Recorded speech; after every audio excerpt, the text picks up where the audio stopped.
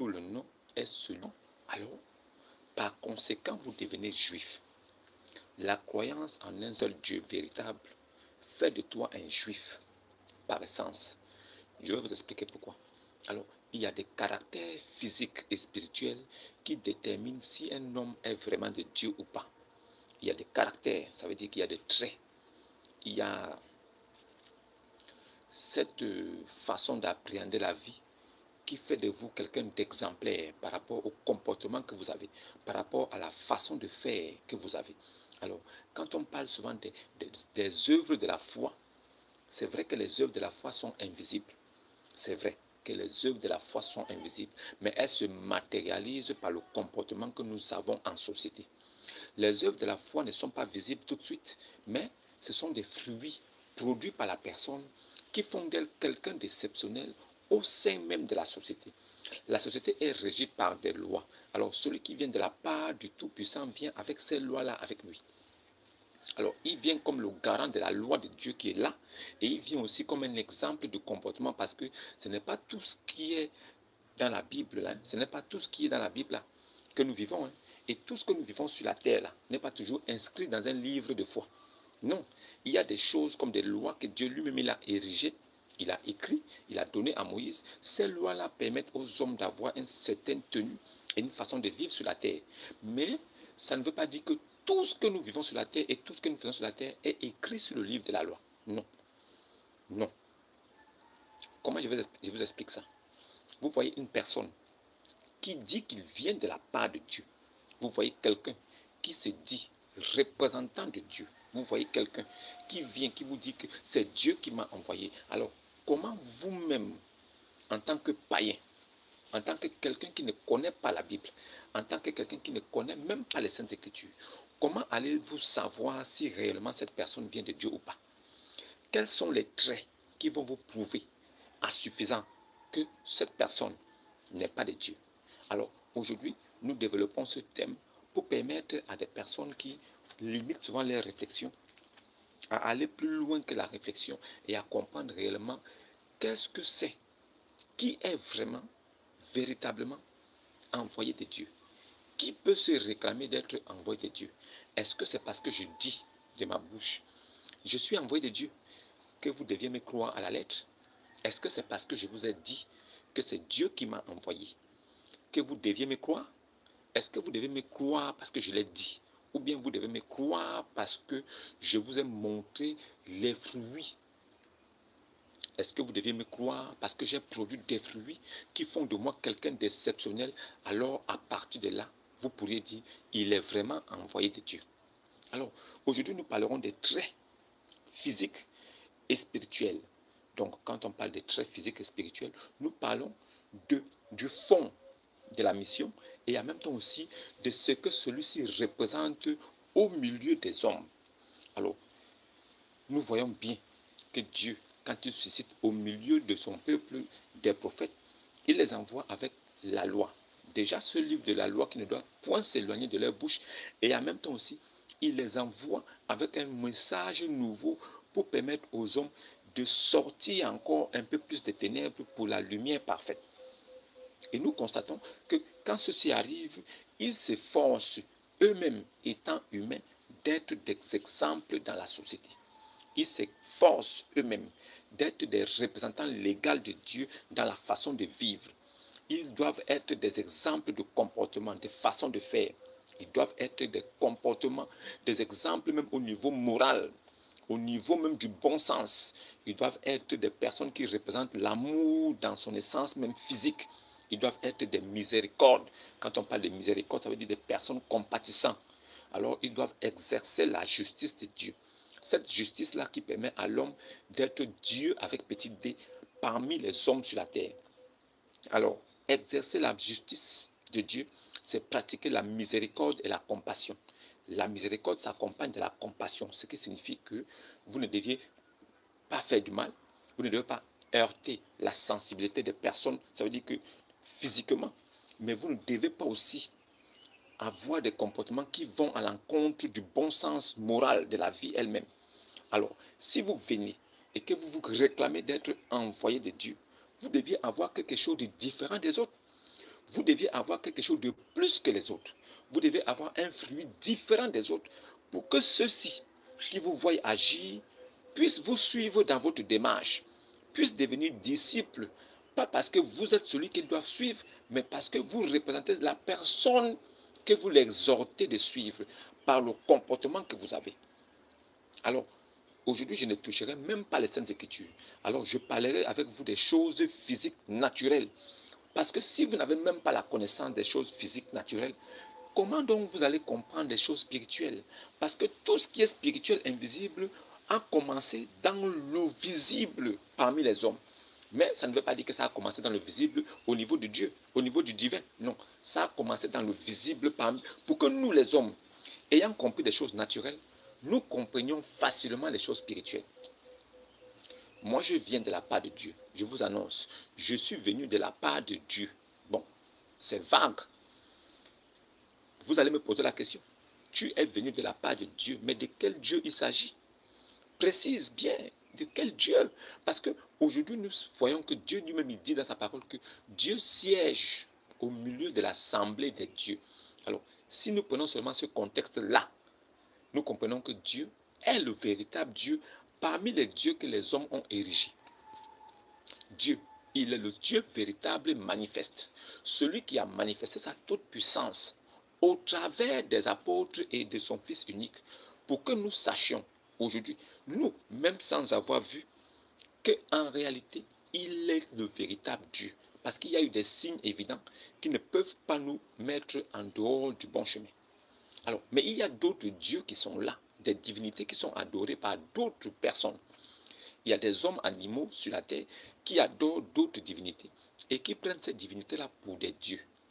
Nous ne pouvons pas les enlever cela, mais nous les concédons cela. Pourquoi? Parce que même Abraham, qui est le patriarche de la foi, lui-même, il vivait dans la maison de son père. Entre parenthèses, pas ce qu'on nous dit, que c'était son oncle s'appelait Terach, son oncle, ce n'est pas son père. Ce qu'on nous raconte là, ça veut dire que des gens prennent un livre bien écrit, un livre qui dit, ça veut dire que ne m'interprétez pas. Je suis déjà clair en sens et en lettres. Ce que vous entendez là et que vous comprenez là, c'est ça. Mais il y a des personnes qui sont venues pour dire que non. Ils doivent interpréter ce qui est clair et visible. Ça n'engage que nous là. Nous savons que la Bible est écrite de façon littéraire. C'est écrit. Mais la révélation cachée sous les versets, c'est ça qui met la différence et marque la différence entre celui qui est vraiment élu de Dieu et celui qui fait du suivisme. Quelqu'un peut dire qu'il veut servir Dieu. Si ce n'est pas sa vocation, alors vous décelerez des failles dans ce qu'il dira. Vous verrez que facilement, vous allez découvrir que lui là, il ne vient pas de Dieu. Ce n'est pas parce qu'il sera beau, ce n'est pas parce qu'il sera très élégant, ce n'est pas parce qu'il sera très éloquent, il aura une belle prestance, ce n'est pas parce qu'il sera quelqu'un qui convainc et qui parle bien. Non. Vous, les vrais enfants, les véritables enfants de Christ, vous devez avoir le discernement. Le discernement, c'est ce qu'on appelle l'esprit. L'esprit qui en vous vous empêchera de faillir et de tomber dans le piège du malin.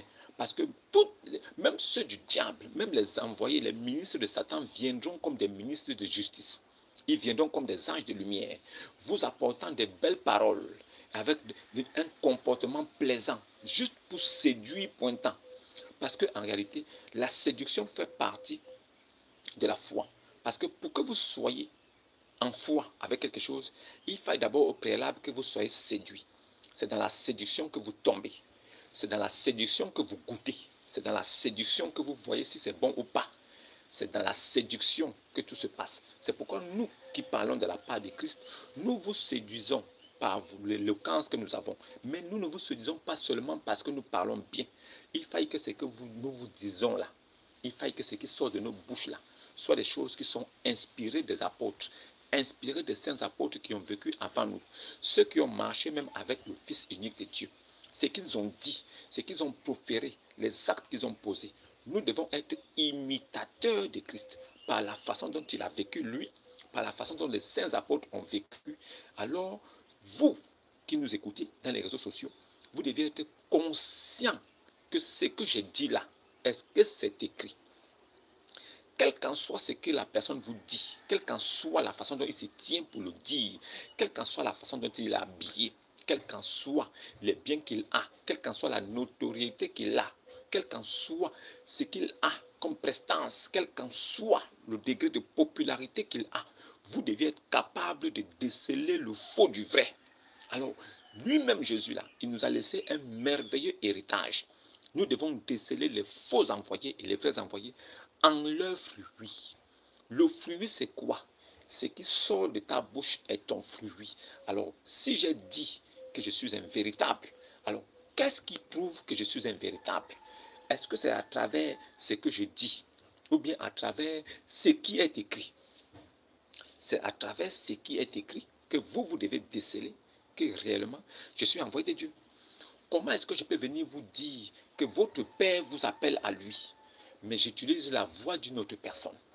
Comment est-ce que je peux venir vous dire que votre papa vous appelle parce que vous vous êtes égaré? Alors, il vous appelle à revenir sur le bon chemin. Comment est-ce que je peux le faire si je vous appelle avec une voix que vous ne connaissez pas? Puisque les brebis de Christ entendent sa voix et ils le connaissent. Ils savent que c'est leur papa. Donc, si sa voix se fait entendre, si sa voix retentit dans le vide, dans le désert profond, ceux qui sont véritablement enfants de Christ écouteront la voix de leur Père et viendront à lui. C'est pourquoi Abraham lui-même, quand il a décidé de partir de la maison de son Père, ce n'était pas de son propre vouloir. C'est Dieu qui lui a dit, pars de la maison de ton Père. Tu iras vers une autre terre que je te donnerai comme héritage. Alors Dieu a créé toutes choses. Il a créé le ciel et la terre. Mais il décide de prendre une partie de la terre et de remettre ça comme héritage à Abraham. Dieu ayant son plan merveilleux, il savait, ayant regardé dans la terre, sur la terre, il voulait donner son nom à un peuple. Alors son regard s'est porté sur Abraham. Alors il prit Abraham. Abraham, dans sa position d'Abraham, il était fils d'un idolâtre, fils d'un père qui pratiquait de la divination. Il était fils d'un père féticheur. Il était fils d'un père idolâtre replâtré. Ce père idolâtre n'avait pas été choisi par Dieu, mais c'est son fils plutôt Abraham. Abraham qui fut choisi. Alors Dieu prit Abraham et l'amena quelque part. De là-bas, Dieu attendit un moment, puis il changea le nom de Abraham en Abraham. Alors, il enleva Abraham de sa position de fils d'idolâtre. Il amena maintenant Abraham à un croyant véritable du seul Dieu unique. Abraham, croyant au seul Dieu unique. Et dans la croyance au seul Dieu unique, Dieu lui-même décide que Abraham là devait être juif. Juif signifie quelqu'un qui croit au véritable Dieu manifesté. Alors, Abraham croyait au véritable Dieu qui s'était manifesté à lui. Abraham croyait au Dieu qui était venu se révéler à lui. Abraham ne croyait pas à un Dieu idole, à un Dieu dont on a raconté l'histoire. Abraham, il ne croyait pas à un Dieu dont on lui a conté les fables, les belles histoires, pour qu'il mette foi. Non, Abraham croyait au véritable Dieu qui a décidé lui-même de venir se révéler à Abraham. Maintenant, c'est parce que Abraham, étant véritable enfant de Dieu, étant véritable croyant au seul Dieu unique révélé, il est devenu juif. Étant devenu juif, Dieu décide de l'enlever de sa position de fils d'idolâtre, Abraham, pour l'amener à la position de fils de Dieu, Abraham. Étant devenu Abraham, Dieu tisse l'alliance avec lui. Il lui dit, après toi, ton fils, qui naîtra de Sarai, pas de Sarai, ton fils qui naîtra de Sarai, devenu Sarah, c'est avec lui, après toi, que je vais maintenir cette alliance-là. Une alliance perpétuelle pour toutes les générations après toi, lui, Jacob, ce qui suit. Donc Dieu lui-même, il décide de faire une alliance, une alliance. C'est Dieu qui vient faire l'alliance. Ce n'est pas l'homme qui pratique des choses pour plaire à la divinité. Il y a une grosse différence entre ceux qui vous disent qu'ils viennent de Dieu et ils pratiquent des choses pour plaire à une divinité. Une divinité qu'ils n'ont jamais vue, jamais aperçue. une divinité qui ne s'est jamais manifestée, qui n'a vu aucun signe. Aucun homme n'a vu un signe convaincant pour être sûr que oui, nous devons le suivre. Même celui qui est venu de sa part n'a posé aucun miracle, aucun prodige. On n'a rien vu. À part de, il m'a dit, c'est lui qui a dit ceci, c'est lui qui a dit ceci, mais c'est lui qui a dit ceci. Quelle est la preuve sur laquelle vous vous appuyez pour être sûr que ce gars est véritablement Dieu? Alors, Abraham étant patriarche de toutes les personnes qui vont croire en lui, Abraham est le patriarche de tous ceux qui vont avoir la même foi et la croyance au véritable Dieu que lui l'a cru. Abraham n'était pas musulman. Abraham n'était pas musulman. Pourquoi je le dis? Il n'était pas musulman pour un. Il était idolâtre. C'est Dieu qui l'enlève de là-bas. Et il devient croyant au seul véritable Dieu manifesté devant lui, qu'il a vu. 2. Il devient ami de Dieu. C'est fait 3. Étant ami de Dieu, il pouvait parler face à face avec Dieu. 4. Dieu l'enlève de sa position d'idolâtre d'Abraham pour le mettre à Abraham. 5. C'est Dieu lui-même qui tisse une alliance, qui lui dit, après toi, ton fils Isaac, après Isaac, ton fils Jacob. C'est pourquoi vous voyez que Dieu, dans son plan merveilleux, il part d'Abraham, qui est le père de la foi. Il descend sur Isaac, qui est l'alliance après Abraham. Et après, il prend Jacob, qui devient Israël. C'est de Jacob que sort Israël, qui est vraiment la nation choisie de Dieu. Ça veut dire qu'en matière des âmes, on ne parle pas en matière de superficie du pays ou bien de la patrie. On parle d'Israël, la nation choisie. On parle des âmes, des personnes choisies, des hommes choisis par Dieu. Toute personne qui n'est même pas israélite, mais qui a la même croyance, la même foi au véritable Dieu qui s'est manifesté en Abraham, à Moïse, à Jésus là. Le même Dieu qui s'est manifesté par l'entremise de Jésus là. Celui qui croit en Jésus là, il prend directement sur l'alliance tous les prophètes jusqu'au patriarche Abraham. Il devient juif par essence, pas par nationalité. Il devient juif par essence. Ça veut dire que son côté spirituel devient juif. Ce côté-là, en devenant juif, il épouse la même foi qu'Abraham. Il devient fils d'Abraham par la même foi. Et ce qui sort de sa bouche sont les paroles de Dieu. Il doit vous dire des choses que vous devez trouver écrites dans les livres. Personne ne peut venir vous dire qu'il se réclame de Dieu. Je suis venu de Dieu, je suis venu de Dieu. Mais ce qu'il fait n'a rien à voir avec Dieu. Tu dis que c'est Dieu qui t'a envoyé. Nous disons, ok, amen. Maintenant, nous voulons voir les œuvres de cette foi-là. Si tu dis que tu es sorti de Dieu, que c'est Dieu qui t'a envoyé, d'accord. Si tu as l'Esprit de Dieu en toi, tu dois être capable de dire des choses que nous pouvons trouver écrites dans le livre de foi. Le seul socle, la seule base que nous chrétiens nous avons, c'est la Bible. Cette Bible-là qui fait de nous des chrétiens quand nous avons cru. Toute personne qui a cru en Jésus devient chrétien. Chrétien là, c'est une forme de moquerie que les païens nous ont attribuée parce qu'ils voyaient en les disciples, ils voyaient en les 5 disciples, les apôtres, la même personnalité que Jésus-Christ.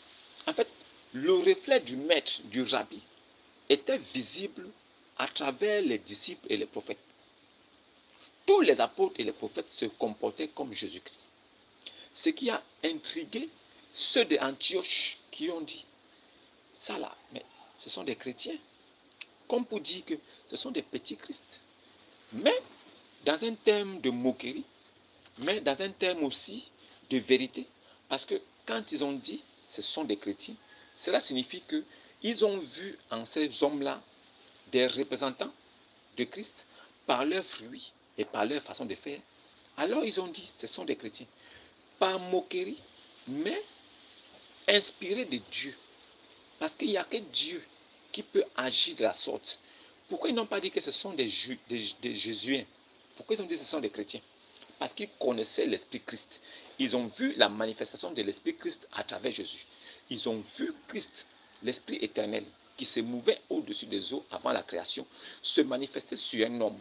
Ils ont vu les agissements. Ils ont vu le fruit. Un homme qui vit sans péché, sans commettre de péché. Qui me convaincra de péché? Jésus a dit, qui me convaincra de péché? Moi-même, Dieu incarné dans un corps, est-ce que le péché peut venir à moi? Jésus a traité des gens de petits chiens, des renards, chacals. Mais est-ce que c'était des péchés? C'était des qualificatifs par rapport à la nature qu'eux, ils présentaient devant Christ. Christ, Dieu, connaissant toutes les créatures, il savait ce qui était devant lui. Si tu dis que tu viens de la part de Dieu, est-ce que tu viendras faire les choses contraires à ce que Dieu a dit? Vous qui suivez des gens qui vous disent, c'est un prophète. Oh non, non, c'est le prophète de la miséricorde. Prophète de la miséricorde, vous deviez voir son comportement sur la terre. Vous deviez voir est-ce qu'il a vécu en produisant le fruit que son maître, que son prédécesseur a produit. Comment peux-tu dire que tu viens de la part de Dieu et tu produis un fruit différent de ce que son fils a produit? Son fils a produit un fruit de la vie. Il était l'amour lui-même, la paix, le salut, replaté dans un corps d'homme. Jésus, il n'a jamais péché, même une seule fois. Il est venu parfaire la loi de Moïse, étant le législateur de celle-ci. Jésus, il est venu, il a manifesté des signes évidents, des prodiges extraordinaires, pour que les hommes sachent que réellement c'est lui qui est Dieu, qu'ils n'ont jamais vu. C'est pourquoi il pouvait leur dire que personne parmi vous n'a jamais vu Dieu, ni entendu sa voix. Il parlait à ceux qui étaient devant lui assemblés, parce que ceux-là étaient une génération inconsciente, qui pensait que la vérité se trouvait entre la bouche des scribes et des pharisiens. Ceux qui se vantaient de détenir la loi et d'être des pieux. Alors Jésus est venu leur faire comprendre que non. Vous qui pensez détenir le royaume de Dieu entre les mains, vous qui croyez que c'est à vous que cela a été remis, je suis venu vous annoncer que la bonne nouvelle du royaume là, ce n'est même pas vous qui détenez les clés. Maintenant, je retire les clés entre vos mains, parce que vous étant des détenteurs de la loi, vous ayant la loi entre les mains, cette loi s'est trouvée inutile, parce que même vous étant des garants de la loi, vous avez péché. Et ceux qui ont suivi dans ce que vous avez fait ont aussi péché. Aucune âme n'a été sauvée à cause de la loi. Et vous-même, les garants de la loi, vous péchez sans le savoir. Et Jésus est venu leur rappeler ça, en leur disant que, je vous dis, celui qui commet l'acte a péché. Mais celui qui a même pensé dans son cœur, sans l'avoir fait, a aussi péché. Alors, tout ça irritait vraiment les pharisiens et les législateurs, bon pas les législateurs, les garants de la loi, ceux qui étaient censés garder la loi. Ils étaient touchés par ces discours et cela les faisait mal. Et ils avaient compris par le proverbe du vigneron, ils avaient compris par l'histoire qui concerne le vigneron dans la Bible, ils avaient compris par cette histoire que Jésus s'adressait à eux et que Jésus les faisait comprendre que les clés du royaume qui vous avaient été remis là, avec la loi de Moïse là, en ce moment où je vous parle, ces clés-là vous sont retirées et je remets ça à d'autres personnes. C'est ça qui les intriguait. Parce qu'ils savaient que les hommes devaient venir par eux. Ils savaient que les hommes devaient passer par eux pour pouvoir écouter la voix de Dieu. Mais Jésus leur fait comprendre que personne ne viendra encore à vous pour écouter la voix de Dieu. Car il y a des personnes maintenant qui sont là avec moi, à qui j'ai remis les clés. C'est à travers eux que les âmes peuvent être sauvées. Donc, pour être sauvé, il faut croire en ce que le disciple a dit. Il faut croire en ce que l'apôtre a dit. Et quel apôtre? Celui de Jésus. Pas les pharisiens, pas les scribes, pas les docteurs de la loi, mais croyez en ceux qui sont là devant vous. Cela a énervé, cela a déplu à ceux-ci. C'est pourquoi ils ont cherché à le faire mourir. Et c'est pourquoi le plan de Dieu s'est accompli avec succès, parce que c'était le plan de Dieu aussi. Maintenant, comment peux-tu nous dire que tu es un prophète, si nous ne voyons pas en toi le fruit de Dieu? Comment peux-tu dire que tu es prophète? Tu viens, tu as 55 ans. Tu t'attaques à un bébé de 6 ans. tu l'as mougou. Bon, prophète là, c'est dans le sens de la lettre ou bien dans le fond. Tu es prophète parce que tu viens avec le livre de la loi et toi-même tu dois être un exemple, ou bien tu es prophète parce que tu t'auto-proclames prophète et après tu fais ce que tu veux. Est-ce que c'est parce que tu es prophète que tu es censé faire ce qui n'est pas écrit? Ou bien tu es juste prophète de nom, mais dans le fond, ce que tu fais, le fruit que tu produis est dégueulasse. Comment c'est possible? Comment pouvez-vous vous réclamer d'être un prophète, mais ce que vous faites et ce que vous dites n'a rien à voir avec ce qui est écrit, avec le fruit qu'un véritable envoyé de Dieu doit produire? Un, tu viens, tu as des tendances suicidaires, tu veux mourir, tu veux te jeter du haut d'une montagne, tu es possédé par des démons. Comment peux-tu être un envoyé de Dieu et le temple de Dieu, qui est ton corps, est discuté par les démons et par l'Esprit de Dieu? Au point où les démons ont eu le dessus et vivent dans ton temple.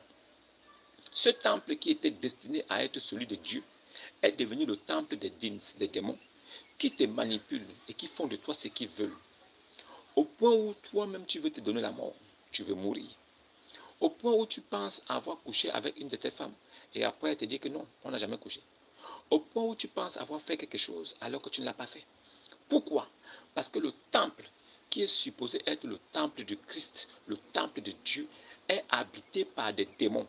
Et ce Dieu même là, qui t'a envoyé, est incapable de se débarrasser des démons qui sont sur toi. Comment c'est possible qu'un homme qui vient de la part de Dieu puisse avoir son corps qui est possédé par des démons, possédé par Satan et aussi possédé par Dieu? Comment c'est possible? Le même, il dit des choses sous l'emprise de l'esprit Shaitan. Il dit des choses que Shaitan l'inspire. Et après, il se ravise. Oh, qu'est-ce que j'ai dit là? Non, non, non, ce n'est pas ça que je voulais dire. Mais c'est déjà écrit. Et les gens se rendent compte que ce sont des versets sataniques. Il a sorti de sa bouche des versets sataniques. Lui-même ne s'est même pas rendu compte. Ce sont ses apôtres, ses disciples qui marchaient avec lui, qui se sont rendus compte que ce qu'il avait dit était étrange, mais ils avaient quand même noté. Le même, il dit que par moment, il avait l'impression de recevoir l'esprit d'Ibril et qu'il se rendait compte plus tard que c'était plutôt l'esprit Shaitan.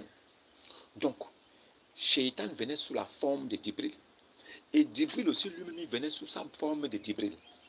Donc, on a affaire à quelqu'un qui nous fait comprendre que Dieu est tellement impuissant au point où les démons qui ont été créés par Dieu, les démons que Dieu a créés pour une œuvre spécifiques, peuvent discuter la vedette avec lui. Voilà un prophète qui vient nous faire comprendre que lui, étant prophète sur la terre, il vient après le Messie, le Mashiach. Le Mashiach est déjà venu. Et nous savons bien que d'après les Juifs et d'après les Saintes Écritures, si le Messie est déjà venu, il n'y a plus un autre prophète qui viendra, qui pourra parler bouche à bouche avec Dieu.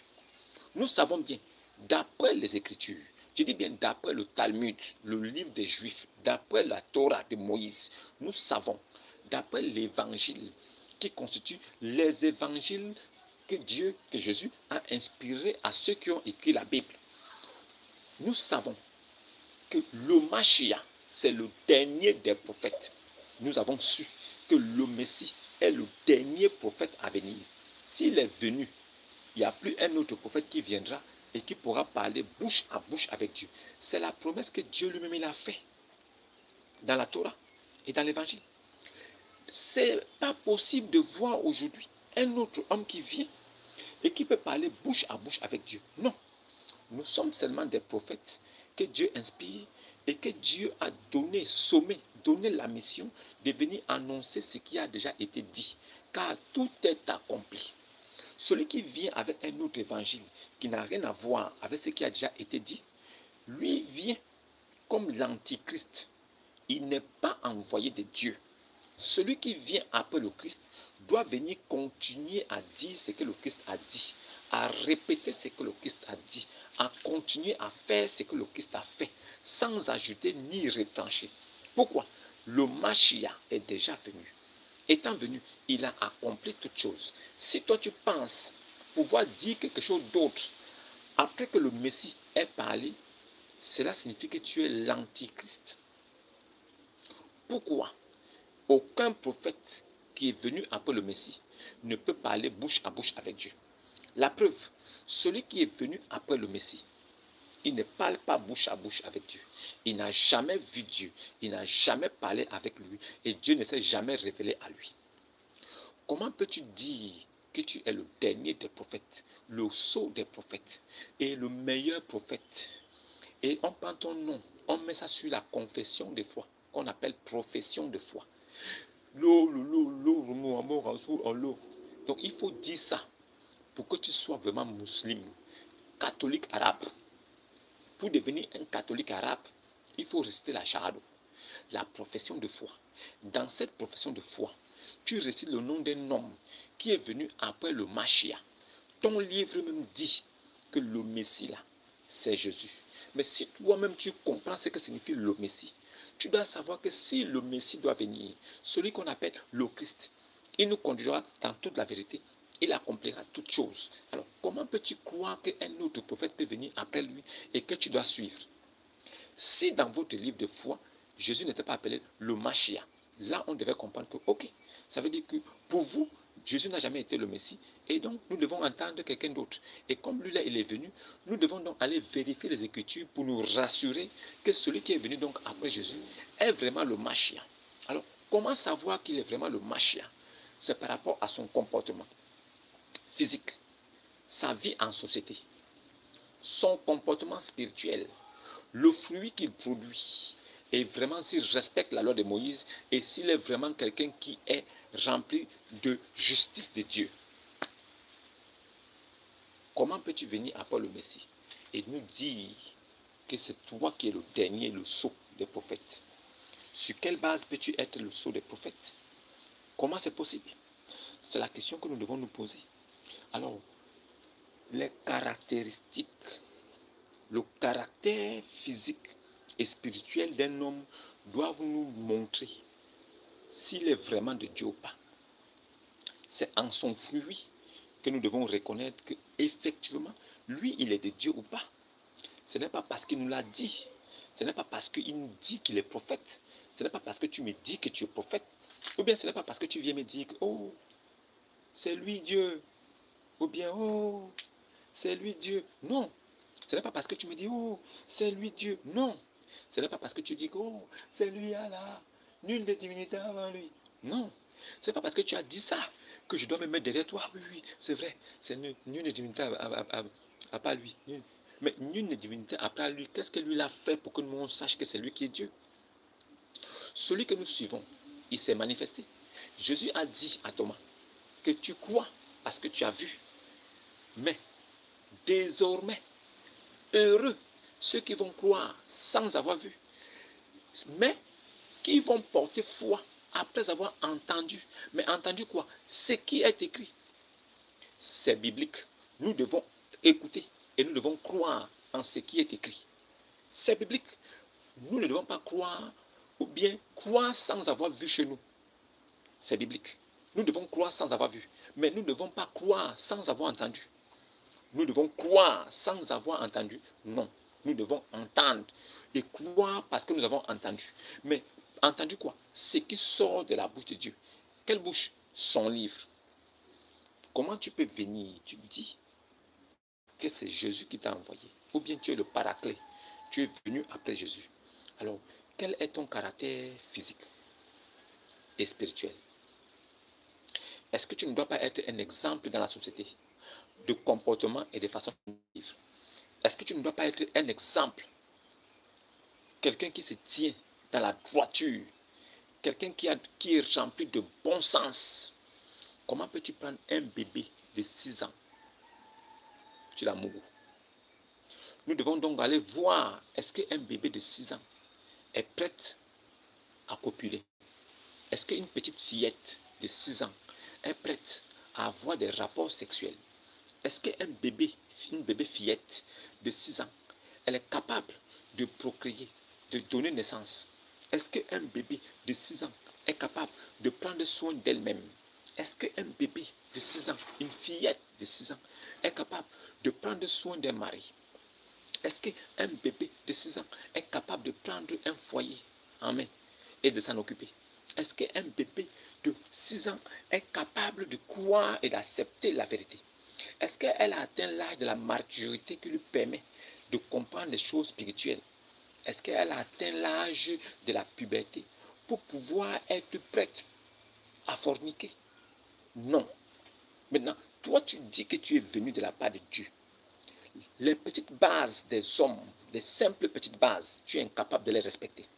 Alors, celui qui te suit dans cette perversité est aussi pervers que toi. Ne vous prenez pas la tête. Je n'aime pas personne la tête, je n'insulte personne. Je dis celui qui croit que toi tu es venu et que c'est vraiment Dieu qui t'a envoyé. Si tu es sorti avec un bébé de 2 ans, 3 ans, 4 ans, 5 ans, 6 ans, si celui qui te suit là, il croit en toi, il est aussi pervers que toi. Il hérite de la perversité que tu as laissée. Comme tu étais pervers, il devient pervers. Comment tu peux suivre un homme qui a perdu sa femme, Ali? Elle est décédée. Il enlève son camis, il descend dans la tombe, il la baise. Comment c'est possible qu'un homme qui vient de la part de Dieu puisse coucher un cadavre? Un cadavre, une femme qui est allongée, inerte, qui ne bouge même plus. Mais toi, tu descends quand même dans sa tombe. Tu enlèves ton camis, ton gros boubou, et tu l'enfiles. Quel est cet homme qui peut bander pendant que sa femme vient de le quitter, elle est morte? Il vient de perdre sa femme, il bande. Est-ce que c'est possible de trouver un homme sur la terre qui peut bander pendant que sa femme est morte? Oui, celui qui est dépourvu de l'Esprit de Dieu, celui qui est dépourvu de bon sens, celui qui déshonore le corps de sa femme, celui qui est rempli d'ignominie, d'iniquité, d'impureté, celui qui est rempli de perversité, d'abomination. Il n'y a que lui qui peut se retrouver dans la position où il bande pendant que sa femme vient de mourir. Comment tu peux te réclamer d'être un prophète de Dieu? Nous devons donc aller sculpter les Écritures pour voir le fruit que tu as produit. Est-ce que ce fruit est agréable à la vue? Est-ce que nous pouvons te suivre parce que tu as produit quelque chose de merveilleux? Comment est-ce que tu peux faire ça? Allez vérifier Al-Sharwani, volume 1, page 263. Maintenant, comment pouvez-vous suivre un homme qui partait prier dans des mosquées avec des vêtements remplis de sperme? Aïcha elle-même se battait souvent avec lui pour gratter souvent le sperme qui était collé sur son camis. Ça veut dire qu'il partait s'asseoir au milieu des hommes pour prier avec des vêtements couverts de sperme partout. Aïcha grattait souvent ça comme ça. Elle enlevait, mais elle ne parvenait pas à enlever tout. Mais il partait s'asseoir dans la mosquée avec ça. Et tenez-vous bien, il arrivait même jusqu'à ce qu'il appelait les petits garçons à lui. Quand les petits garçons venaient à lui, alors il les suçait les bouches. Il suçait la bouche des petits garçons. Donc il suce la bouche du petit garçon, il suce la langue. Et quand les gens lui voyaient faire ça, on lui demandait, ah, apôtre de Djibril, qu'est-ce que tu fais comme ça? Il dit non. Je fais ça pour les préserver du malheur et du mauvais œil pendant qu'il grandit. Donc lui, pour préserver les petits garçons du mauvais œil pendant qu'ils grandissent, il fallait qu'ils sucent leur bouche et leur langue. Voilà ça. Ça, il ne faut pas qu'on vous dise ça. Non, ça là, c'est ça le comportement d'un modèle parfait que Dieu a envoyé. Mais nous on dit non, on ne peut pas accepter ça. Puisque avant même d'abord de devenir d'abord des hommes de Dieu, avant d'être des hommes révélés par Dieu, avant d'être des hommes que Dieu a touchés, nous sommes d'abord des humains remplis de bon sens. Il y a des choses que nous devons faire et que nous ne pouvons pas faire. Pas parce que c'est Dieu qui a ordonné, mais parce que nous savons que c'est mal. Tu ne peux pas sucer les langues des petits garçons et dire que c'est Dieu qui t'a envoyé pour ça. Et que quand tu vas sucer la langue du petit garçon, tu vas le préserver du mauvais œil. Qu'est-ce que tu racontes? Et les gens l'ont suivi dans ça. C'est de la pédophilie et de l'homosexualité. C'est de la pédophilie et de l'homosexualité. Ce sont des choses que si aujourd'hui, ce gars revenait et qu'il pratique ça, il serait jeté en prison. Et vous-même qui me suivez, vous le savez. Il serait jeté en prison tout de suite. Ça n'a rien à voir avec le caractère de quelqu'un qui vient de la part de Dieu. Ça n'a rien à voir avec le caractère physique qu'un homme de Dieu doit montrer sur la terre. Jamais. Maintenant, il y a encore autre chose. Comment peux-tu nous dire que la terre que tu vois là, peut contenir le soleil? Comment tu peux venir de la part du Dieu Tout-Puissant qui a créé toutes choses, qui a créé la terre, et nous dire que le soleil se couche dans une eau boueuse, chaude? Comment c'est possible que toi tu viennes de la part de Dieu et tu nous dis que le soleil se couche dans une eau boueuse, noire, chaude? Bon, nous devons donc examiner ces choses à la lumière des connaissances scientifiques aujourd'hui. Nous savons que ces histoires à dormir debout fonctionnaient, marchaient et étaient crues des hommes en l'an 800, l'an 900, l'an 1000, l'an 1100. Mais nous savons que dès que les recherches scientifiques ont été poussées à un certain niveau, les hommes ont découvert que c'est plutôt la Terre qui tourne autour du Soleil. Apparemment, le Soleil, lui, ne bouge pas, mais c'est la Terre qui fait le tour. Et dans son tour, il y a des parties qui reviennent noires, obscures, et qui reprennent la lumière du Soleil, qui deviennent noires. Voilà comment le jour et la nuit apparaissent.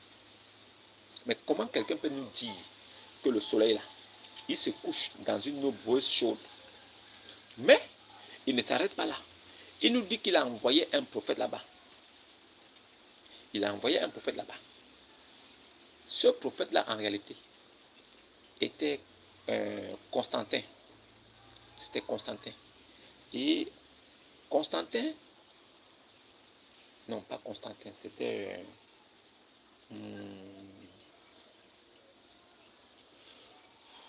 comment j'ai oublié son nom?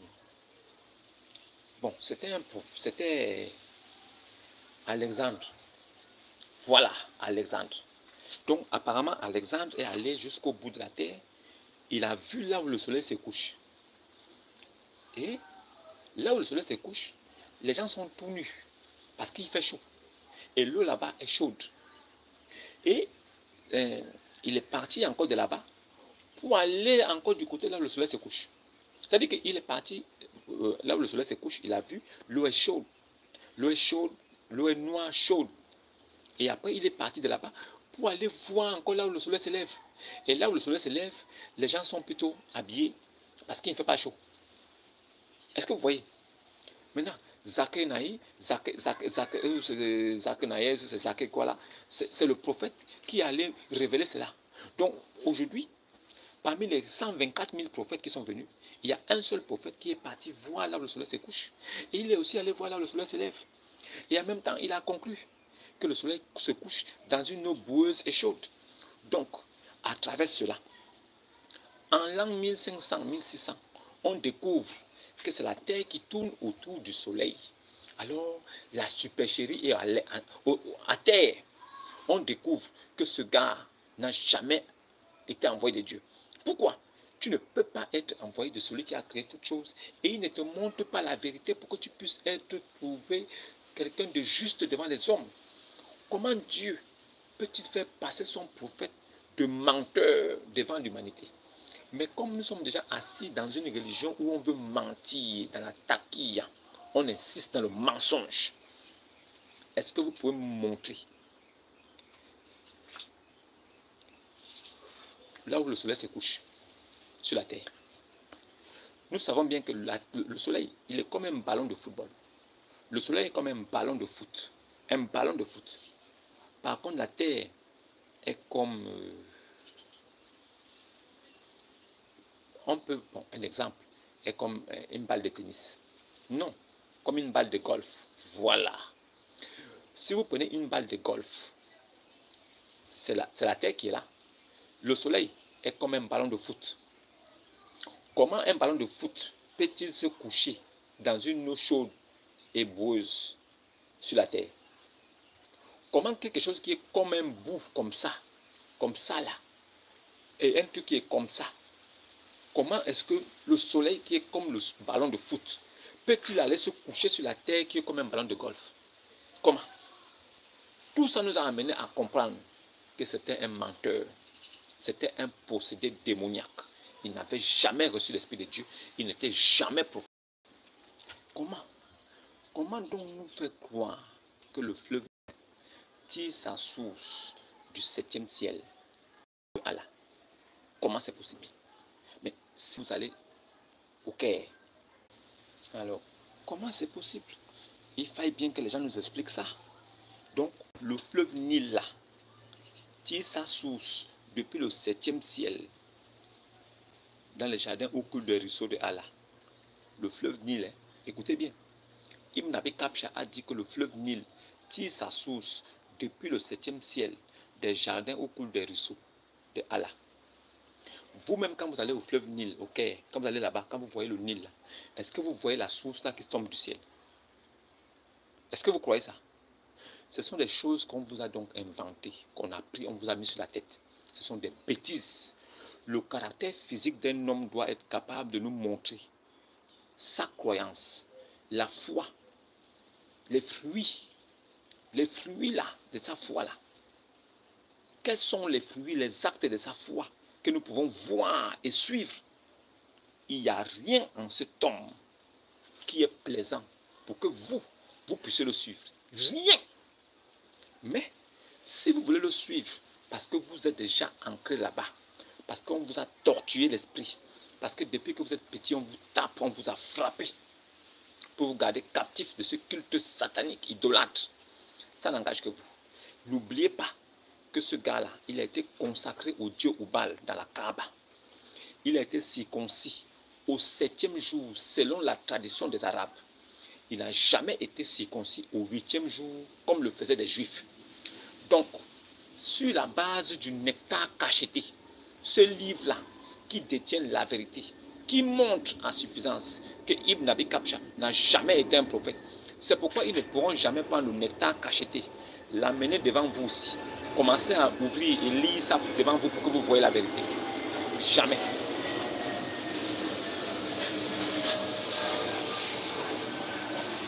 Le nectar cacheté parle de la vie de Ibn Abi Kabsha. Le nectar cacheté parle de la vie de Ibn Abi Kabsha, de ce qu'il a fait. Mais pourquoi est-ce qu'ils ne prennent pas le nectar cacheté et expliquer ça à tous les fidèles qui les suivent là-bas? C'est parce qu'ils connaissent qu'il y a la vérité à l'intérieur. S'ils prennent le nectar cacheté et qu'ils expliquent ça aux gens, les gens vont découvrir que Ibn Abi Kabsha n'a jamais été circoncis à l'âge de 8 jours, selon la loi juive. Jamais. C'était plutôt à l'âge de 7 jours, selon la coutume arabe. Il a été consacré aux idoles dans la Kaaba, au dieu Oubal. Dans le nectar cacheté, ils ont dit la déesse Oubal. La troisième chose encore qui doit vous intriguer, le nom qu'il porte lui a été donné par son grand-père, Al-Muttalib. C'est Al-Muttalib qui lui a donné son nom. Vous pensez que le Messie ou bien un grand prophète de Dieu va venir sur la terre et Dieu ne s'arrange pas à lui donner un nom avant qu'il ne vienne? Ça a été le cas pour Jésus, pour que les hommes sachent que c'est vraiment Dieu qui l'a envoyé. Si c'est vraiment Dieu qui a envoyé Ibn Abi Kabsha, pourquoi Dieu ne lui a pas donné son nom? Que voilà le nom que je te donne pour que les nations sachent que c'est à ce nom-là que tu seras connu. C'est à ce nom qu'on saura que je me suis manifesté. Pourquoi? C'est son grand-père, chef des idoles, idolâtre de premier ordre, féticheur, quelqu'un qui pratiquait la divination à outrance. C'est lui qui donne le nom là à cet arabe qui s'appelle Ibn Abi Kabsha. Vous le suivez aujourd'hui. On vous pose la question. Il a pris son nom du très louangé, celui qui mérite la louange là. Il a pris ça où? Il a pris ça où? Qui lui a donné ça? Est-ce Dieu ou est-ce un homme? Maintenant, si c'est un homme qui lui a donné, quelle était la nature spirituelle de cet homme-là? Il était idolâtre, pratiquant, quelqu'un qui pratiquait la divination, le fétichisme. Il a pris son fils, son petit-fils, il a consacré au dieu Oubal, cette déesse-là. Vous suivez quelqu'un comme ça n'engage que vous. Il y a des caractères physiques et spirituels qui doivent vous montrer en suffisance que quelqu'un ne vient pas de Dieu ou s'il vient de Dieu. Et enfin, comment quelqu'un peut venir? La loi juive interdit l'adultère. L'adultère est condamné. Et au temps de la loi, les adultériens étaient lapidés à mort. Mais lui vient, il légalise ça. Il légalise la prostitution. il dit qu'un homme peut louer une femme pour des services sexuels pour 72 heures au plus. Il accouche, il lui donne de l'argent. Du même qu'il jouit d'elle, il doit lui donner de l'argent après. Donc, ça dit que la prostitution est légale. Il a légalisé la prostitution dans la religion de Satan. Dans la religion, dans le culte satanique, il a légalisé la prostitution. C'est-à-dire, je ne comprends pas comment est-ce que les gens peuvent suivre un tel monsieur. Je me demande comment est-ce que les gens font pour être dans cette secte. Comment est-ce que les gens font pour être des musulmans, des catholiques arabes? Musulman signifie catholique arabe. Vous ne comprenez pas. Vous ne faites même pas des recherches. Vous êtes là comme ça, comme des moutons qu'on mène à l'abattoir. Essayez de réfléchir, tic-tac, cherchez à connaître la vérité. Vous êtes dans quoi? Musulman, c'est le nom universel que les Arabes ont pris.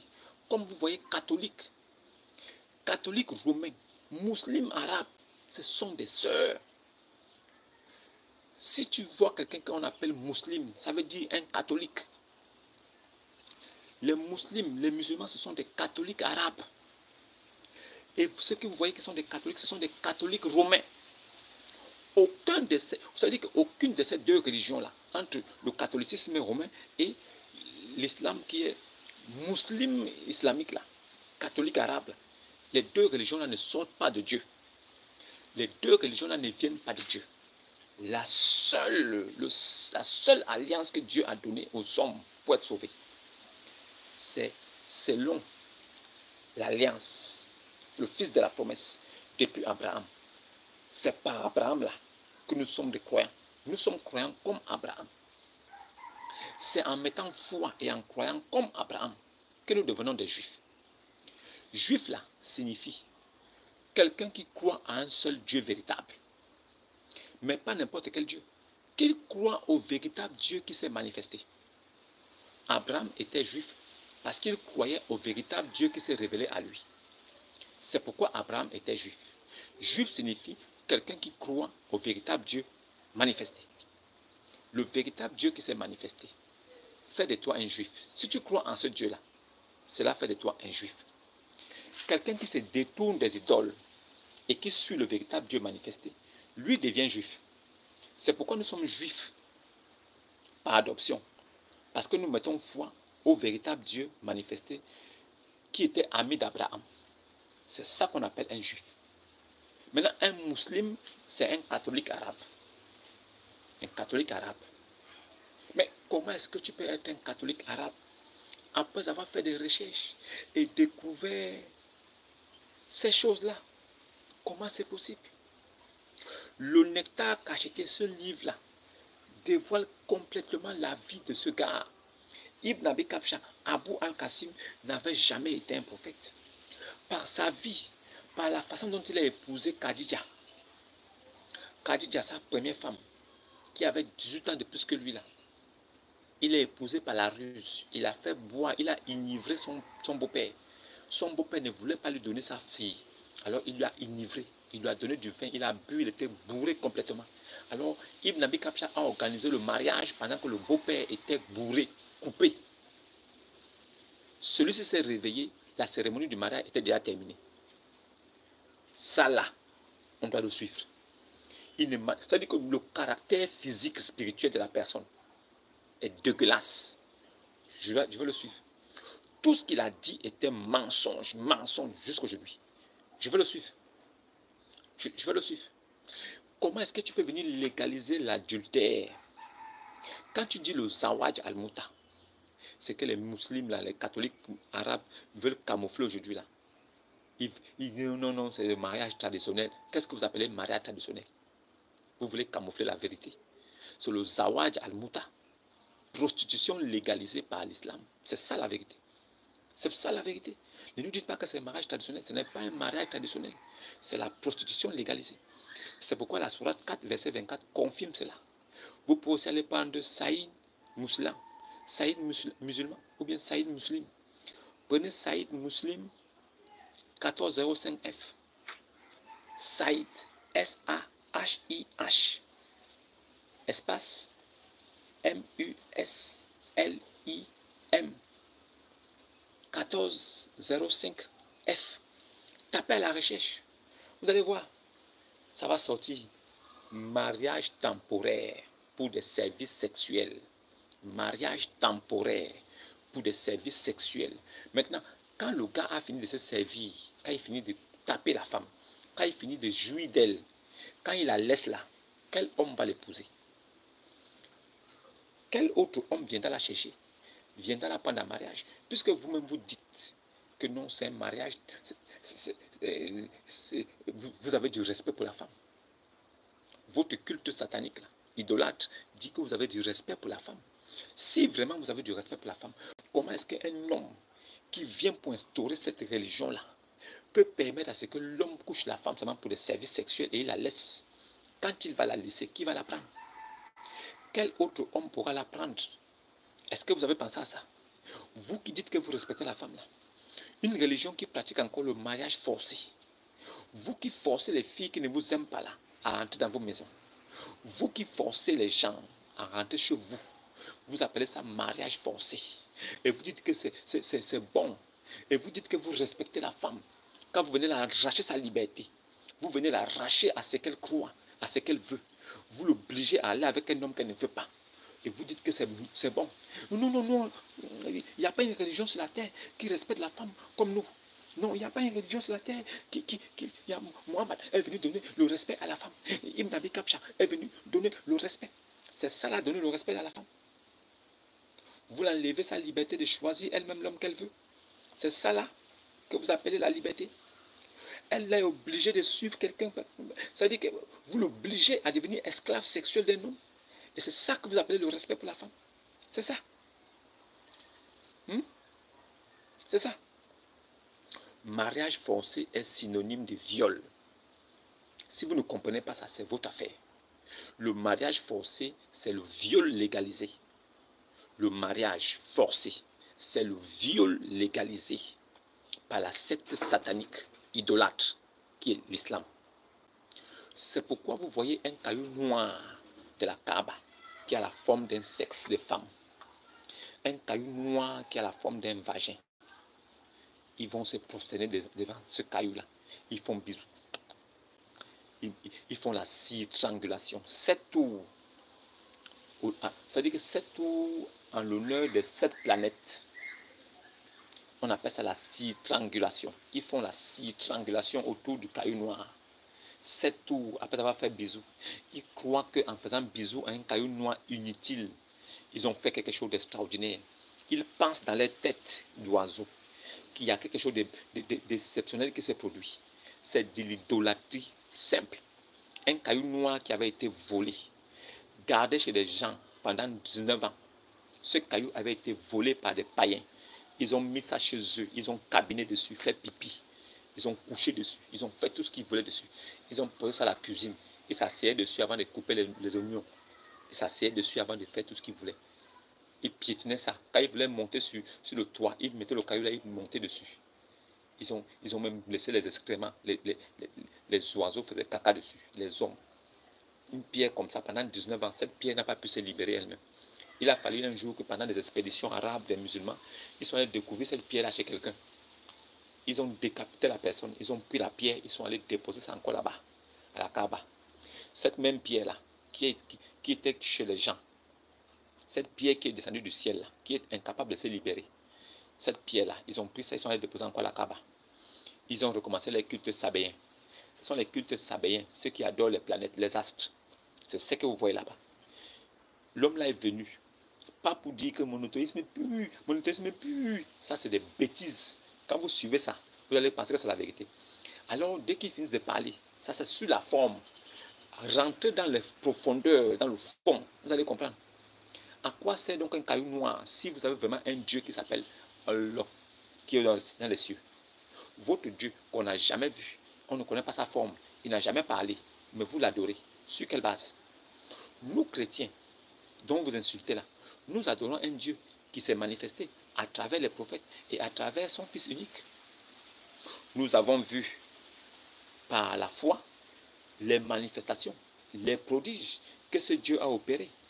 en main forte devant Pharaon, en main forte dans l'entremise de Jésus, avec Jésus.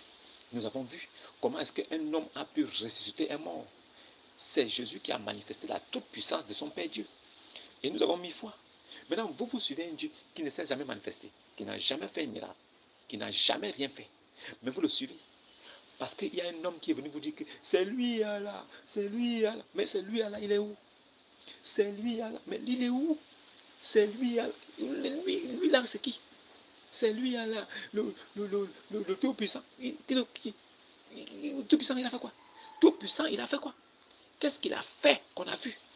Tout-Puissant, c'est quoi? Parce qu'il a créé l'homme d'une goutte de sperme éjaculée. C'est ça Tout-Puissant. Il a créé l'homme d'une goutte de sperme éjaculée. C'est ça Tout-Puissant. Un Tout-Puissant qui ne sait pas faire la différence entre former et créer. C'est ça. Quand on prend une matière, on ne parle plus de création, on parle de formation. Mais quand on veut créer, on amène à l'existence ce qui n'existe pas. C'est ça qu'on appelle créer. Si tu es un Dieu, tu ne peux pas faire la distinction entre créer et former. Qu'est-ce que tu veux? Je vais te dire quoi? Caillou noir de la Kaaba, vous faites 6 triangulations autour là. Ça fait quoi? 6 triangulations, ça fait dire 7 tours. 7 tours par rapport aux 7 planètes. Vous-même qui êtes musulman, vous ne connaissez même pas ça. Vous partez seulement faire, vous dépensez l'argent cadeau, inutilement, pour aller faire des bêtises. Mais la vérité, c'est quoi? Les jolies paroles là, on a trop entendu. Nous, on veut aujourd'hui que vous preniez votre livre. Vous prenez aussi le nectar tacheté. Tacheté, cacheté. Vous prenez ce nectar mal chassé. Vous amenez ça devant les hommes. Vous ouvrez. Vous lisez ça. Vous montrez au monde que le nom que votre type là portait là, c'est son grand-père qui lui a donné ça. Ce n'est pas Dieu. Vous montrez au monde qu'il a été circoncis au 7e jour, à l'âge de 7 jours. Vous montrez au monde qu'il a été circoncis à l'âge de 7 jours, selon la coutume arabe. Pas selon la coutume juive, qui est de circoncire l'enfant à l'âge de 8 jours. Il faut bien préciser ça.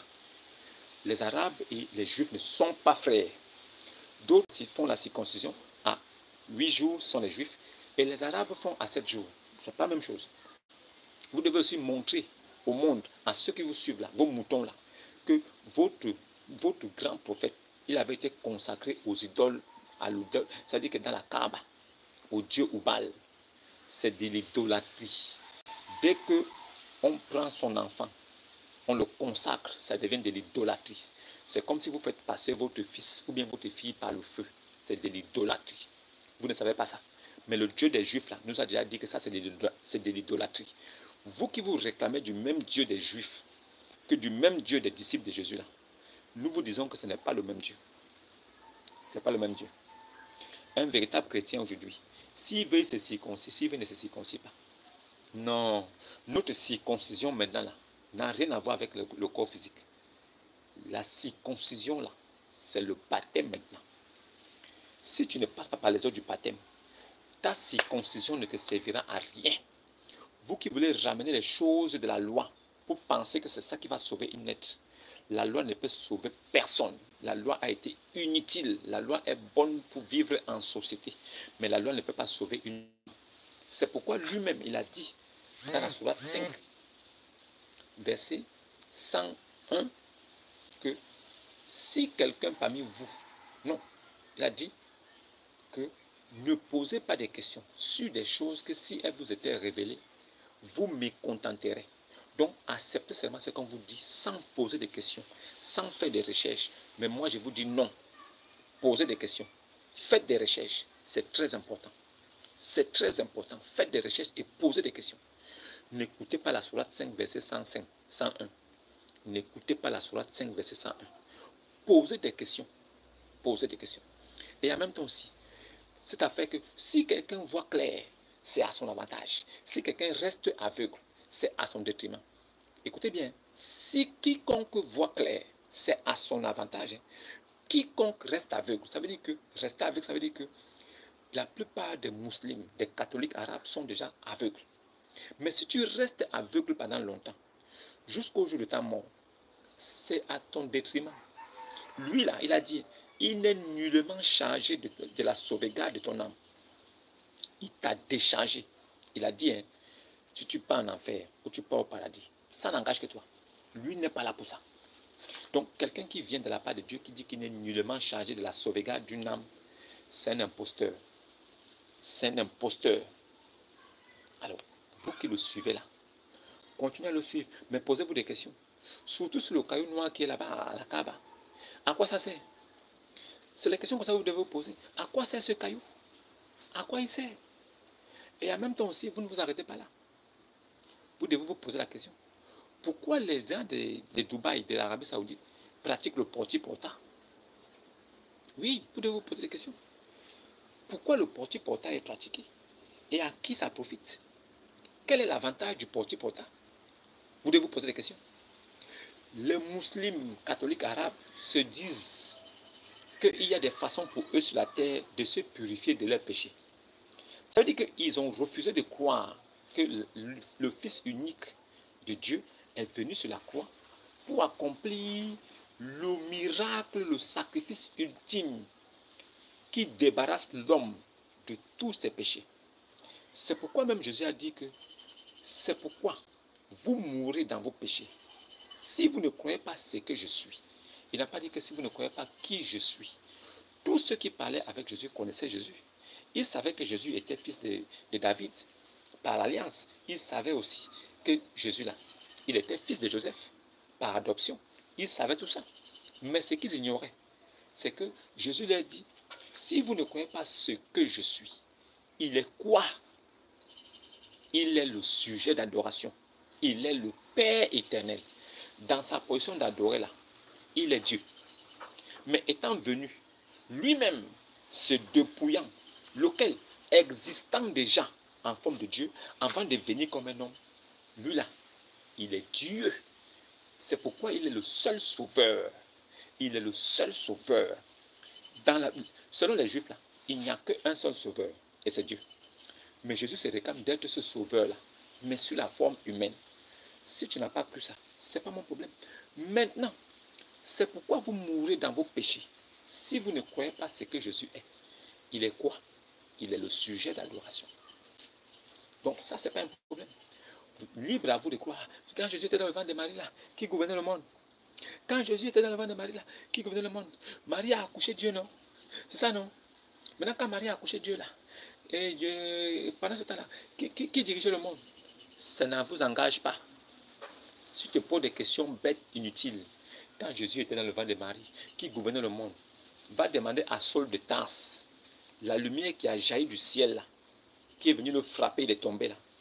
La lumière qui a dit à Saul de Tarse, là, Saul, Saul, pourquoi me persécutes-tu? Saul a dit, Seigneur, qui es-tu? Je suis Jésus. Je suis Jésus que tu persécutes. La lumière a répondu à Saul de Tarse, je suis Jésus que tu persécutes. Le même Saul de Tarse là, il n'était pas juif, il n'était pas israélite, mais le même Saul de Tarse là est devenu apôtre de Jésus-Christ. Comment Jésus est venu seulement pour la maison? Je suis venu pour la bébé perdue de la maison d'Israël. Jésus n'a qu'à été envoyé pour les bébés perdus de la maison d'Israël. Jésus n'a qu'à été envoyé aux bébés perdus de la maison d'Israël. Mais pourquoi donc il a pris Saul de Tarse et qui est devenu Paul? Pourquoi? Pourquoi Paul est devenu donc apôtre de Jésus? Est-ce que Saul de Tarse était juif? Vous ne comprenez rien aux Saintes Écritures. Jésus n'a pas été envoyé aux enfants d'Israël. C'est pour ça que la femme samaritaine, là, quand elle est venue demander à Jésus, oh non, Jésus lui a dit, non, non, il n'est pas bon de prendre la nourriture des enfants et de donner aux petits chiens. Hein? Pourquoi il n'a pas directement exaucé? Pourquoi il n'a pas directement exaucé? Il n'a pas directement exaucé parce qu'elle n'était pas juive. Et il fallait qu'elle manifeste sa foi. Il n'a pas directement exaucé parce qu'elle n'est pas juive. Elle n'est pas la nation choisie de Dieu. Alors, pour les juifs, c'est plus facile. Parce que pour un juif, il est sauvé. Donc, dès qu'il met foi, il est sauvé. Et il a des privilèges parce qu'il est juif. Il est descendant, son sang. C'est le sang choisi. Le sang choisi physique de Dieu. C'est le sang des Israélites. Les juifs sont déjà choisis avant même la naissance. Tout juif est déjà un enfant de Dieu. Avant même qu'il ne vienne au monde. Maintenant, les païens comme nous sommes, ça veut dire que la révélation nous vient plus tard. Parce que nous sommes adoptés. Nous sommes des enfants adoptés. Des enfants qui sont perdus, adoptés. Nous, les païens. La femme samaritaine n'était pas juive. Alors, elle ne pouvait pas directement obtenir son miracle. Il fallait qu'elle manifeste sa foi. La femme juive devait manifester qu'elle a vraiment cru. Elle a cru dans son cœur. Elle est parvenue à la justice. Elle a mis foi, elle a confessé de sa bouche que Seigneur. Donc elle a reconnu Jésus comme Seigneur et Sauveur. C'est là où cette foi donc a été manifeste. Et c'est là où elle a été exaucée. C'est le signe et le parcours de tous les païens que nous sommes. Nous devons confesser de nos bouches que Jésus-Christ est Seigneur. Nous devons croire dans notre cœur.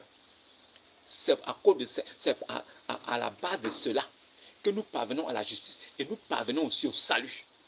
C'est là que nous pourrons être exaucés. C'est là où nous pouvons être vraiment véritables enfants de Dieu. C'est là où nous devenons aussi juifs par adoption, israélites par adoption. La femme samaritaine devait manifester les actes de la foi qu'elle avait. Et c'est ce qu'elle a fait. C'est pourquoi Jésus lui a dit qu'il n'est pas bon de prendre le pain des enfants et de le donner aux petits chiens. Elle a dit oui, c'est vrai ce que tu dis. Mais les petits chiens mangent aussi les restes qui tombent de la table des enfants. Donc, la nation juive déjà est assise sur la table parce qu'ils sont choisis. Maintenant, les païens que nous sommes, qui devions aussi mettre foi, nous sommes à côté. Les petits enfants mangent, mais nous mangeons les restes. En mangeant les restes là, nous sommes aussi de la même maison. Nous rentrons dans la maison pour manger les restes. Parce que pour manger là, il faut que tu sois sur la table. Les juifs sont assis sur la table en train de manger parce qu'ils sont déjà choisis. Mais nous, les païens là, nous venons sous la table pour manger. Mais étant sous la table, nous sommes dans la maison. Nous sommes dans la maison. Nous mangeons sous la table. Mais nous sommes aussi là. Si les enfants sont sauvés, les chiens aussi qui mangent sous la table là, seront sauvés aussi. Parce qu'ils sont tous dans la même maison. La femme juive devait manifester les actes de la foi qu'elle avait en Jésus. Elle avait le droit de manifester ça. Et Jésus devait voir si sa foi était assez grande pour suivre et pour l'accepter. C'est comme ça la vie du païen que nous sommes. Nous, païens, nous devons manifester notre foi. Nous devons poser des actes de la foi. Et prouver que oui, nous croyons dans nos cœurs. Et on parvient à la justice. Nous confessons de la bouche. Et nous parvenons au salut. Donc, si vous n'avez pas compris cette partie-là pour dire que la femme samaritaine, est-ce qu'elle a été Jésus a été mais est-ce que Jésus n'a pas exaucé plus tard? Est-ce que le même Jésus n'a pas dit que ta foi est grande, qu'il en soit fait selon ta volonté? Est-ce que le même Jésus là lui a dit que non, je n'ai qu'à envoyer au brebis petit de la maison d'Israël. Je t'ai dit que ce n'est pas bon de prendre le pain des petits chiens, de donner de prendre le pain des enfants et de donner aux petits chiens. Tu n'as pas compris? Quitte ici. Pourquoi Jésus ne l'a pas dit? Quitte ici. Je t'ai déjà parlé, non? Il n'est pas bon de prendre le pain des enfants et de donner aux petits chiens. Donc quitte ici. Jésus s'est retourné et il est parti. Il n'a même plus regardé la femme samaritaine. Vous n'avez rien dans la tête. On vous parle, vous ne comprenez pas. Vous pensez que la Bible, ça, vous pensez que la Bible, c'est le livre que vous prenez là pour dire que non, certes, Allah et ses anges prient. Non, il ne prie pas. Ça ne veut pas dire prier. Ça veut plutôt dire il bénit. Ça veut dire bénédiction. Ça veut dire il lit. Allah et ses anges prient. Non, ça ne veut pas dire prier, ça veut dire bénir. Donc, c'est écrit prier, mais il va te dire que ça veut dire bénir.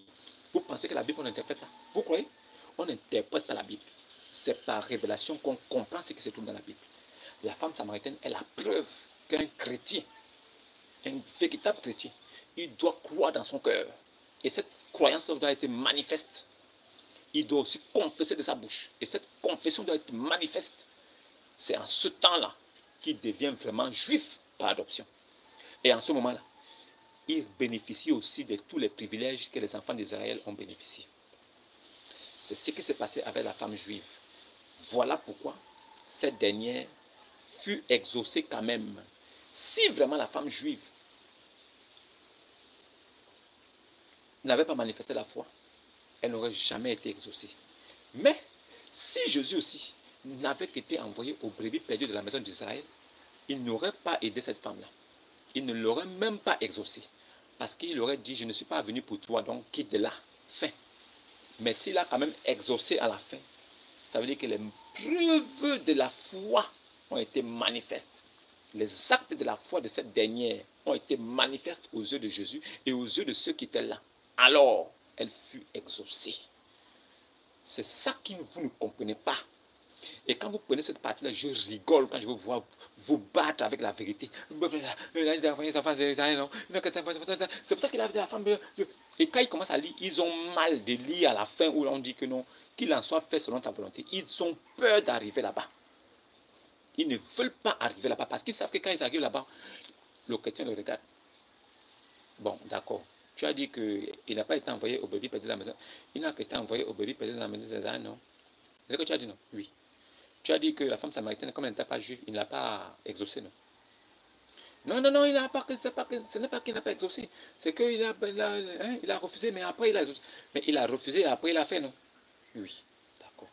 Donc il a exaucé. Oui. Donc il n'a pas seulement été envoyé au bébé perdu de la maison d'Israël. S'il avait été envoyé seulement au brebis perdu de la maison d'Israël, il ne devait pas exaucer la femme. C'est ça qu'on veut dire. Si c'est vraiment catégorique, il ne peut pas l'exaucer. Mais s'il l'a exaucé, ça veut dire que ce n'était pas catégorique. Il fallait des preuves. Il fallait des actes de la foi. Voilà donc le problème qui est aujourd'hui entre les petits catholiques que vous voyez partout, là, des faux chrétiens là, et ceux qui manifestent la foi évidente de Dieu. Jésus demande aux chrétiens, ou à ceux qui l'ont suivi, des disciples, de manifester, de produire le fruit de leur foi. Que cela soit palpable et visible. Comment ça va être palpable et visible? Par la confession, par l'acceptation devant tout le monde que je suis chrétien, je suis Jésus. Par la façon d'assumer devant les gens. Je crus en Jésus. La façon de le dire devant les gens. Que les gens sachent que oui, effectivement, tu crois et vraiment tu as mis foi. Ça doit être évident. Pas visible, mais évident pour ceux qui t'approchent. Là maintenant, tu deviens Israël, tu deviens juif par adoption. Fin. Cette partie-là vous a échappé. C'est bien dommage. Mais j'espère, pour ceux qui sont là-bas, qui sont en Jésus, qu'ils comprendront la voix de leur Père et qu'ils sortiront de là. Parce que le but, ce n'est pas de vous faire quitter de là où vous êtes. Non. Le but, c'est de toucher ceux qui sont enfants de Dieu là-bas. Qu'ils sortent. C'est ça le but. Le but, ce n'est pas de libérer toute une bande de dins. Non. C'est de toucher ceux qui sont en Christ, qui sont avec vous, pour qu'ils sortent. Le reste là, restez là-bas. Restez. Nous, on veut que vous restez là-bas. Vous allez venir où? L'enfer doit être rempli de dins.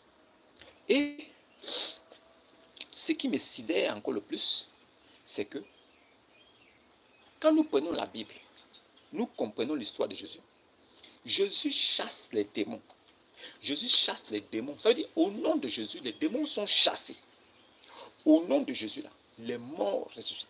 Au nom de Jésus, les paralytiques marchent. Au nom de Jésus, les boiteux sautent comme des cerfs. Au nom de Jésus, les aveugles voient. Au nom de Jésus, la bonne nouvelle est annoncée. Au nom de Jésus, les démons s'enfuient. Les démons reconnaissent même le nom de Jésus. Au point où l'autre a dit que, mais maître, c'est comment? Ton nom n'est pas encore venu. Toi, tu viens faire quoi ici à l'heure là? C'est-à-dire le démon reconnaît quand même que l'heure de Jésus approche. Le démon sait que c'est Jésus-là qui viendra faire tout jugement. C'est pourquoi il lui dit que pourquoi tu viens nous faire ça maintenant? Ah, mon frère, laisse-nous d'abord. Les démons même disent à Jésus que laisse-nous d'abord, ne viens pas vite comme ça. Hein? Laisse-nous d'abord travailler. Puisqu'ils savent qu'il reste peu de temps, ils doivent agir. Voilà donc un livre qui te montre que le Seigneur de l'univers, portant un nom, son nom fait peur aux créatures qu'il a créées. Mais nous prenons le livre qui est venu après le Mashiach. Ce livre-là, qui est appelé le Al-Qur'an, le livre de la détresse, le livre de la mort à l'état physique, le livre de l'abomination de la perdition, le livre de l'abomination de la désolation. Ce livre-là, qui est le culte satanique idolâtre réparti, qui est le culte sabéen des astres, qui est carrément le mélange de tous les rites idolâtres qui peuvent exister sur la terre. Même l'hindouisme est dedans. Les hindous, les indiens là, eux aussi ils ont la pratique aussi de la pierre. Eux aussi ils ont une pierre qu'ils vont faire bisous dessus. Ils ont aussi une pierre, ils font aussi la triangulation. C'est un culte qu'ils ont hérité des sabéens. Les musulmans là, les catholiques arabes, eux aussi ils ont une pierre aussi. Leur pierre aussi, c'est à la Kaaba. Il faut aller faire triangulation dessus là et faire bisous. Apparemment, cette pierre-là enlève les péchés. C'est ce que j'ai appris. La pierre est tombée du ciel toute blanche, comme la neige. Alors, avec les péchés des hommes sur la terre, la pierre a noirci.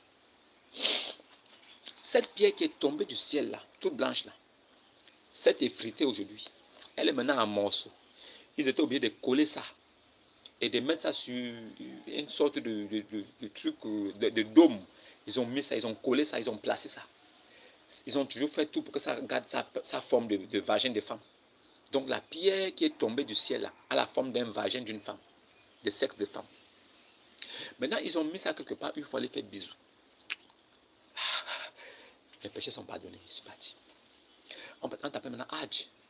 Elle Hadj, tu peux pas faire bisous. Les péchés sont partis. On t'appelle Hadj. Elle Hadj, hein, oui, elle Hadj. Vous ne comprenez rien. On vous dit en esprit et en vérité. Vous pensez qu'une pierre peut remplacer Dieu. Vous croyez? Est-ce que quelqu'un a toute sa tête pour dire qu'une pierre, si vous me donnez cette pierre-là, tout de suite, je prends un gros marteau, je casse ça en petits morceaux, ça devient comme la poussière. Rien d'extraordinaire ne va se passer. Au contraire, Dieu va se réjouir au ciel. Vous êtes des idolâtres.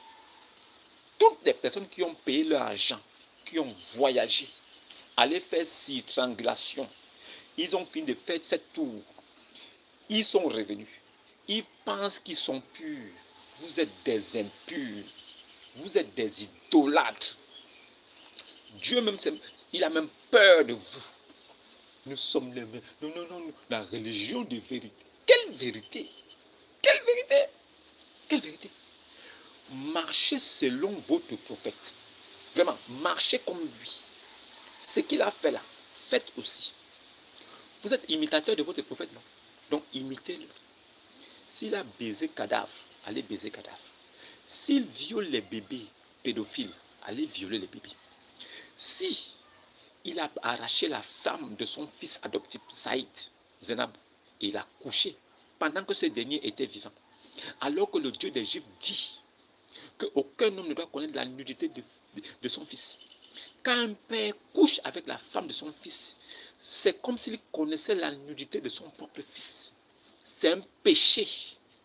C'est une abomination. C'est comme si un homme couchait avec un homme. Comme si une femme couchait avec une femme. Vous ne comprenez rien. Vous êtes dans ça. Allez-y. Continuez votre route. Prenez toujours les versets bibliques. Interprétez ça. Nous, on interprète par la Bible. On vous dit c'est par révélation. Vous voulez interpréter. Ah, interpréter. Mais quand nous prenons votre livre là, dans votre livre là, le livre lui-même dit que ne m'interprétez pas. Ne me chantez pas. Est-ce que vous comprenez ça? Ne m'interprétez pas. Ne me chantez pas. Je suis propre en sens. Je n'ai pas besoin qu'on m'interprète. C'est ce que le livre dit. Est-ce que vous comprenez? Mais vous vous interprétez. Pourquoi? Parce que vous voulez arranger les failles de votre Dieu. Vous voulez corriger certaines choses pour pouvoir plaire aux hommes. Vous voulez que les gens... Non, non. Ça veut dire que vous êtes devenu plus intelligent même que votre Dieu. Au point où ce qu'il a dit, vous falsifiez, vous changez. Comment est-ce qu'on dit non? Certes, Allah et ses anges prient. Oh, vous aussi qui croyez, priez sur lui et adressez-lui vos salutations. Non, vous changez ça. Non, ça veut dire prier. Quoi? Comment ça veut dire prier? Le mot prier existe dans le Coran. Le mot bénédiction existe en arabe dans le Coran. Ces deux mots-là existent. Mais pourquoi est-ce que vous changez là où il a mis prier en bénédiction? Quoi? Vous êtes devenu de Allah. Vous-même, vous êtes devenu de Allah pour changer ce qu'il a dit. Continuez votre route. Continuez. Je tenais à vous dire une chose. Certainement, celui qui vient de la part de Dieu, il doit manifester lui-même le fruit de Dieu par son comportement. Celui qui vient de la part de Dieu, il doit être un exemple de vie, de comportement, de bon sens, de morale. Si quelqu'un vient de la part de Dieu, il ne se comporte pas lui-même comme imitateur de celui qu'il a envoyé. Il n'est pas le reflet de celui qu'il a envoyé. Si vous manifestez quelque chose d'autre qui va contre la morale, contre le bon sens, contre la loi qui régissent le bon fonctionnement des hommes entre eux. C'est Satan. C'est Satan qui est venu. Parce que ceux qui sont venus de la part de Dieu, ils ont manifesté carrément les signes évidents pour que nous sachions que c'est Dieu qui les a envoyés. Ils ont manifesté la justice de Dieu, la compassion et la miséricorde. Mais si quelqu'un vient, il est dépourvu de bon sens, de moralité, il est dépourvu de la meilleure façon de vivre. Il est carrément un désastre moral. C'est Satan qui l'a envoyé. C'est Satan qui l'a envoyé. Alors si vous voyez un homme qui vient à vous dire que l'adultère et la prostitution sont agréés par Dieu, si quelqu'un vous dit ça, c'est le fils de Satan qui est là. Comment tu peux légaliser la prostitution? Comment est-ce que tu peux permettre l'adultère et tu dis que c'est Dieu qui t'a envoyé? Le Zawaj al-Muta. Comment Dieu peut t'envoyer pour ça? Tu es sûr? Tu es sûr? Je laisse ça ici pour vous. À vous-même d'en prendre soin, de choisir si c'est bon ou pas. J'ai fait ma part. Le reste là, ça n'engage que vous. Je ne suis nullement chargé de votre sauvegarde, mais j'ai la charge de vous annoncer la parole de Dieu. Pour que vous compreniez et faites la différence. Que vous arriviez à faire la différence entre ce qui est bon et ce qui est mauvais. Si nous-mêmes les hommes, nous savons ce qui est bon et ce qui est mauvais, à plus forte raison Dieu. Maintenant, vous qui suivez un homme qui vous fait croire que c'est Dieu qui l'a envoyé, mais il vient faire des choses qui n'ont rien à voir avec le bon sens de la vie sur terre. Vous le suivez pourquoi? Vous le suivez pourquoi? À cause du caillou noir de la Kaaba. Vous pensez que le caillou là quoi? À cause de quoi? À cause de quoi? À bon entendeur, salut.